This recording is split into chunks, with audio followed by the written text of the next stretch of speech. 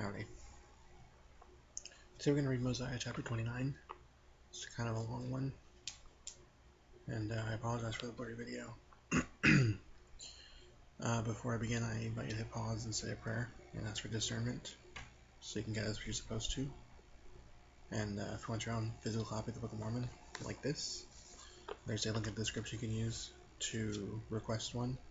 And if you don't want to get it through the church, but you want to get a copy through me, you can send me an email at thetruthaboutwaffles@gmail.com, and I will send you a copy on my dime, and I'll write my testimony in the blank page or inside cover or anywhere that there's space. There are other links in the description you can use to follow along online, or to skip ahead or go back or read different books like the Bible or the Pearl of Great Price, the Doctrine and Covenants. You can also read conference talks or read the Leahona or Ensign, and there's also a link in the description that you can use to download the Gospel Library app for your Windows, iOS or Android device. And be sure to take notes. If you have any questions, pray about them. And that's it. Let's get started. Now when Mosiah had done this, he sent out throughout all the land, among all the people, desiring to know their will concerning who should be their king. And it came to pass that the voice of the people came, saying, We are desirous that Aaron, thy son, should be our king and our ruler. Now Aaron had gone up to the land of Nephi, therefore the king could not confer the kingdom upon him, neither would Aaron take upon him the kingdom, neither were any of the sons of Mosiah willing to take upon them the kingdom.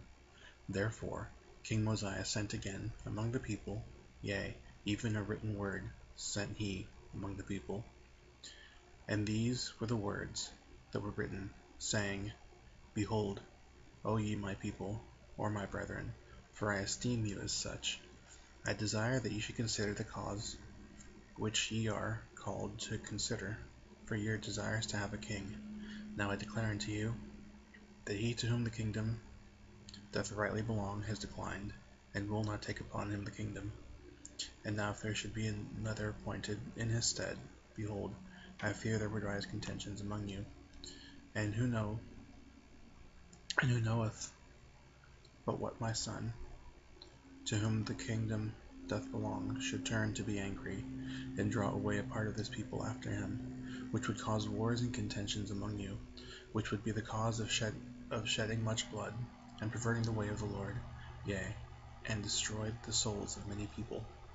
Now I say unto you, let us be wise and consider these things, for we have no right to destroy my son, neither have we any right to destroy another, if he should be appointed in his stead.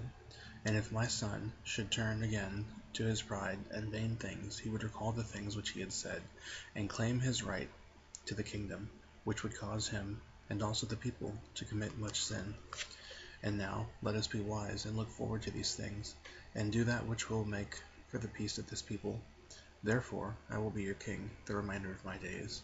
Nevertheless, let us appoint judges to judge this people according to our law, and we will newly arrange the affairs of this people. For we will appoint wise men to be judges, that will judge this people according to the commandments of God.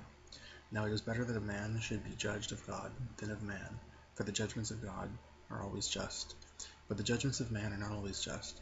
Therefore, if it were possible that you could have just men to be your kings, who would establish the laws of God, and judge this people according to his commandments, yea, if ye could have men for your kings, who would do even as my father Benjamin did for this people, I say unto you, if this could always be the case, then it would be expedient that you should always have kings to rule over you.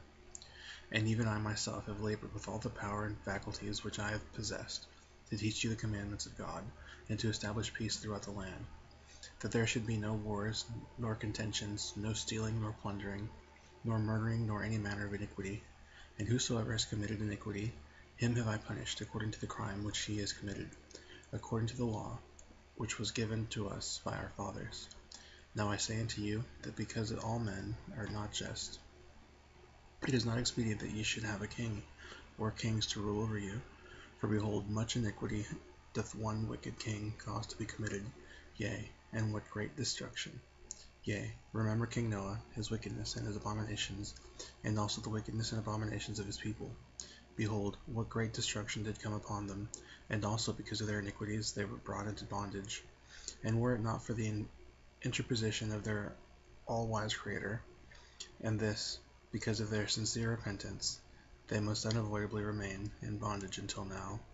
But behold, he did deliver them, because they did humble themselves before him, and because they cried mightily unto him, he did deliver them out of bondage. And thus doth the Lord work, with his power in all cases among the children of men, extending the arm of mercy towards them that put their trust in him. And behold, now I say unto you, ye cannot dethrone an iniquitous king, save it be through much contention and the shedding of much blood. For behold, he has his friends in iniquity, and he keepeth his guards about him, and he teareth up the laws of those who have reigned in righteousness before him, and he trampleth under his feet the commandments of God. And he enacteth laws, and sendeth them forth among his people, yea, laws after the manner of his own wickedness. And whosoever doth not obey his laws he causeth to be destroyed, and whosoever doth rebel against him, he will send his armies against them to war, and if he can, he will destroy them. And thus an unrighteous king doth pervert the ways of all righteousness. And now behold, I say unto you, it is not expedient that such abominations should come upon you. Therefore choose you by the voice of this people judges, that ye may be judged according to the laws which have been given you by our fathers, which are correct, and which were given them by the hand of the Lord. Now it is not common that the voice of the people desireth anything contrary to that which is right, but it is common for the lesser part of the people to desire that which is not right. Therefore this shall ye observe, and make it your law. Do to your business by the voice of the people. And if the time comes that the voice of the people doth choose iniquity, then is the time that the judgments of God will come upon you.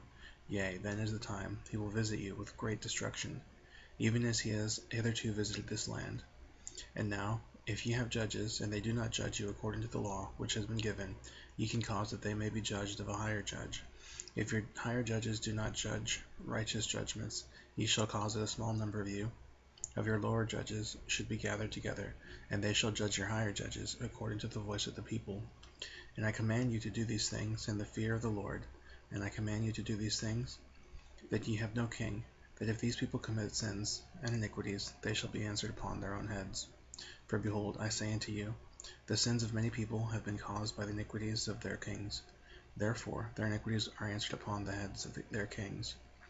Now I desire that this inequality should be no more in this land, especially among this my people. But I desire that this land be a land of liberty, and every man may enjoy his rights and privileges alike, so long as the Lord sees fit that we may live and inherit the land, yea, even as long as any of our posterity remains upon the face of the land.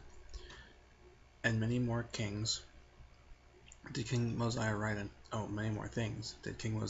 them, unfolding unto them all the trials and troubles of a righteous king, yea, all the travails of the soul for their people, and also the murmurings of the people to their king. And he explained it all unto them.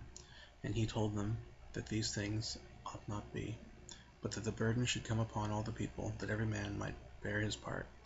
And he also unfolded unto them all the disadvantages they labored under, by having an unrighteous king to rule over them, yea, all his iniquities and abominations, and all the wars and contentions and bloodshed, and the stealing and the plundering, and the committing of whoredoms, and all manner of iniquities which cannot be enumerated, telling them that these things ought not to be done, ought not to be, that they were expressly repugnant to the commandments of God. And now it came to pass, after King Mosiah had sent these things forth among the people, they were convinced of the truth of his words. Therefore they relinquished their desires for a king, and became exceedingly anxious that every man should have an equal chance throughout all the land, yea, and every man expressed a willingness to answer for his own sins.